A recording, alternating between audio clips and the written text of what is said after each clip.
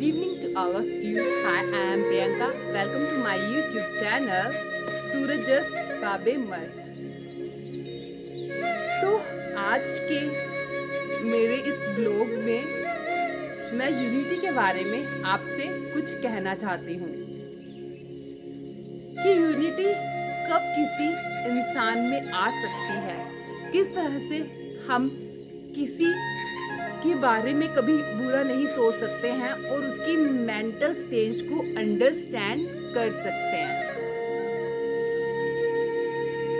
एक बार महात्मा बुद्ध के पास एक शिष्य आता है। वो महात्मा बुद्ध जी को कहता है कि महात्मा बुद्ध, सभी की जो सोच है वो बहुत ही ज़्यादा डिफरेंट है, बहुत ही ज़्यादा अलग है। इसलिए मेरे सभी से मतभेद हो जाते हैं और कभी कभी लड़ाई भी हो जाती है। और जब कभी कभी लड़ाई होती है तो बाद में मुझे अंदर से फील होता है कि मैंने उसे बुरा बोल दिया। तो ये मुझे अंदर से बुरा क्यों लगता है कि मैं उसके साथ लड़ी? ऐसा क्या चीज़ थी कि मुझे अंदर से बुरा फील हुआ? तभी महात्मा बुद्ध उस शिष्य को जवाब देते हैं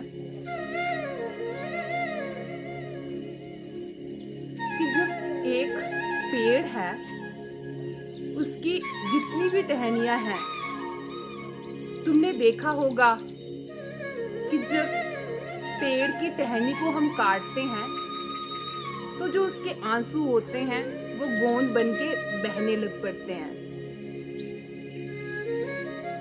तो जब तुम किसी को बुरा बोलते हो तो जो तुम्हारे अंदर खुदा है, जो साउल है,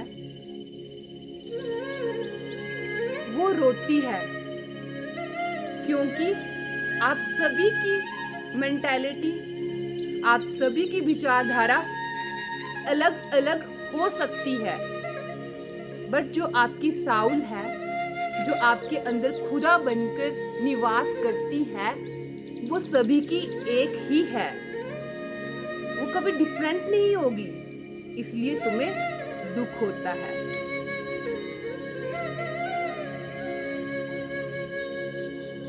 उसी बात को यदि हम आज के टाइम में देखें तो यूनिटी है, कई लोगों में है, बट मतभेद भी कई लोगों के इतने ज़्यादा ऊंचे ऊंचे पहुंच चुके हैं कि हम वर्ल्ड वार जैसी बातों पर पहुंच जाते हैं।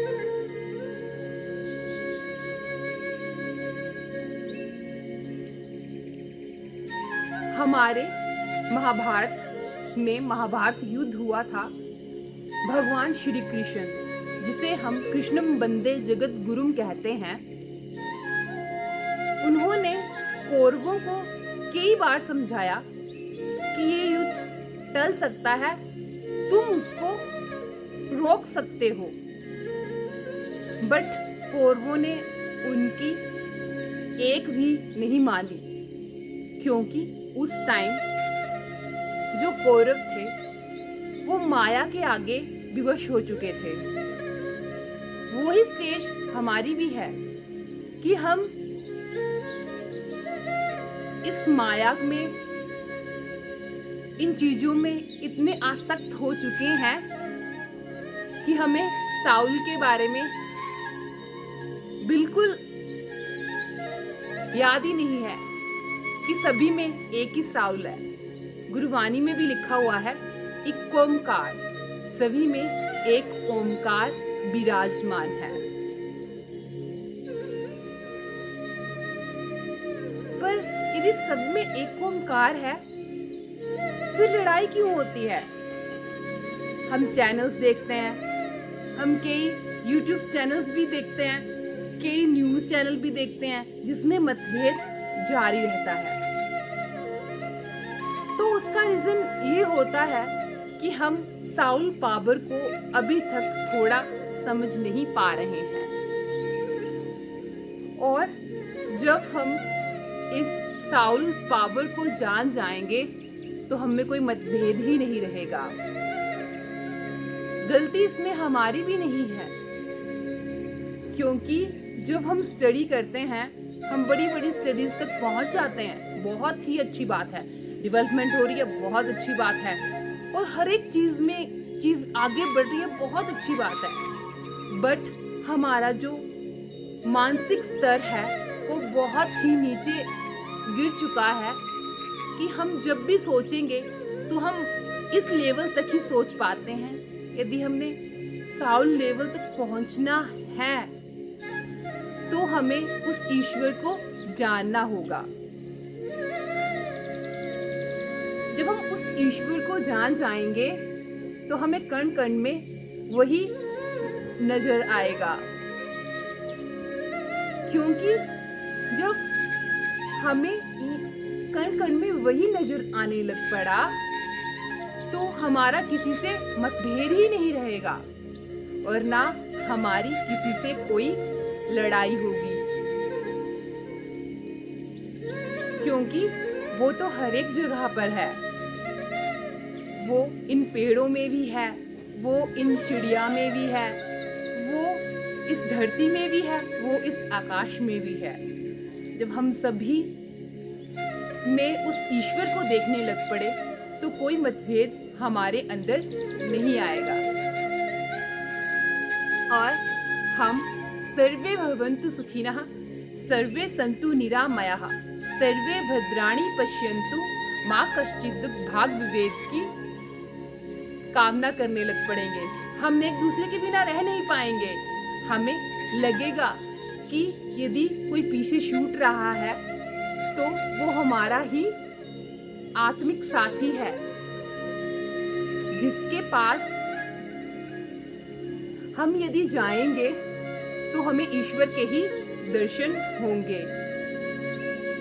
यदि हम इस धारणा को अपने अंदर धारण कर लेंगे तो शायद हमारा जो वर्ल्ड है वो पीस ऑफ माइंड की तरफ जाने लग पड़ेगा और सारी वर्ल्ड वार थम जाएंगी और हम सभी खुश हो जाएंगे और आंतरिक भाव से उद्घोष करेंगे,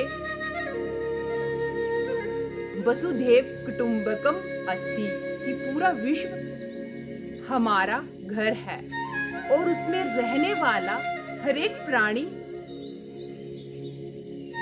हमारा आत्मिक साथी है।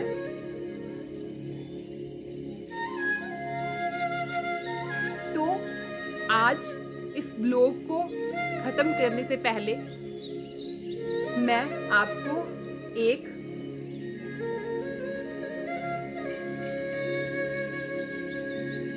सूफियाना सॉन्ग सुनाऊंगी जो कुछ इस तरह से है।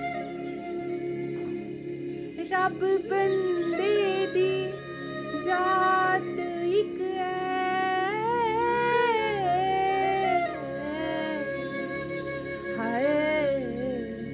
जिमें कपड़े दी जात जिमें कपड़े दी तंद विच रूह वसदे रबावे, ओमे साडे दिल विच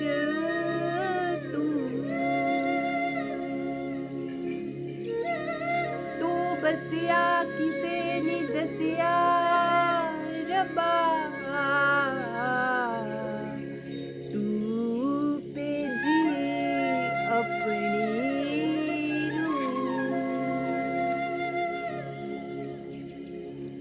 तन तन वारी जामा मैं उना गुराते रबावे, जिन्हें दसिया सानों